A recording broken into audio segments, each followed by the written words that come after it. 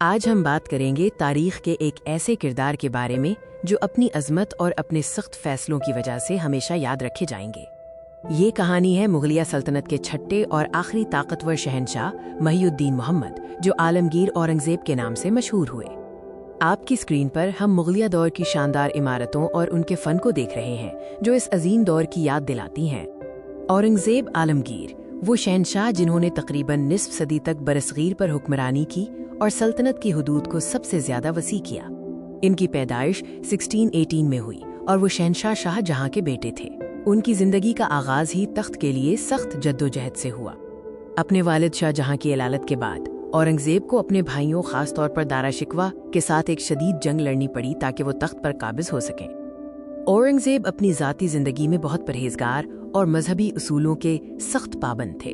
وہ شریعت کے مطابق حکومت کرنے کے حامی تھے۔ ان کا دور حکومت 1658 سے 1707 تک پھیلا ہوا مغل سلطنت کے لیے سب سے زیادہ جغرافیائی وسعت کا دور تھا۔ اورنگزیب نے اپنی سلطنت کو تقریباً پورے برصغیر میں پھیلا دیا۔ یہ مغلوں کی تاریخ میں سب سے بڑی جغرافیائی حدود تھی، لیکن اس وسعت کی ایک بھاری قیمت ادا کرنی پڑی۔ دکن کی طویل اور مہنگی مہمات نے ان کی حکمرانی کا بڑا حصہ لے لیا۔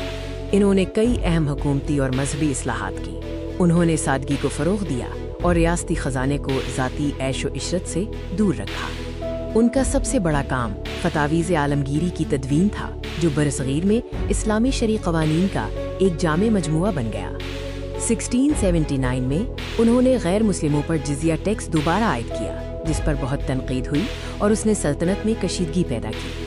اورنگزیب کو اپنے دور میں سکھوں، راجپوتوں اور خاص طور پر مرہٹوں کی طرف سے شدید چیلنجز اور بغاوتوں کا سامنا کرنا پڑا۔ شیواجی کی قیادت میں مرہٹوں نے دکن میں ایک مضبوط مزاحمت کی، جو اورنگزیب کی سلطنت کے لیے سب سے بڑا فوجی چیلنج ثابت ہوا۔ جاٹوں، ستنامیوں اور سکھوں کی بغاوتوں نے بھی سلطنت کے مختلف حصوں میں اورنگزیب کی حکمرانی کو کمزور کیا۔ اورنگزیب نے سلطنت کو وسعت دی، مگر ان کی سخت پالیسیاں اور طویل جنگیں سلطنت کی بنیادوں کو کمزور کر گئیں۔ 1707 میں ان کی وفات کے بعد مغل سلطنت تیزی سے زوال پذیر ہوئی، کیونکہ ان کے جانشین ان کی طرح طاقتور اور با اثر نہیں تھے۔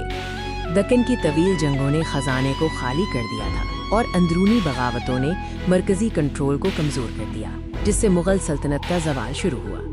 اورنگزیب کا دور ایک دو دھاری تلوار کی طرح تھا، ایک طرف سلطنت کی بے مثال وسعت تو دوسری طرف اندرونی ٹوٹ پھوٹ۔ آج بھی عالمگیر اورنگزیب کو تاریخ میں ایک پیچیدہ اور متنازع کردار کے طور پر دیکھا جاتا ہے۔ ہماری کوشش تھی کہ ہم آپ کو اس آخری طاقتور مغل شہنشاہ کی زندگی کا ایک مختصر مگر جامع خاکہ پیش کر سکیں۔ شکریہ۔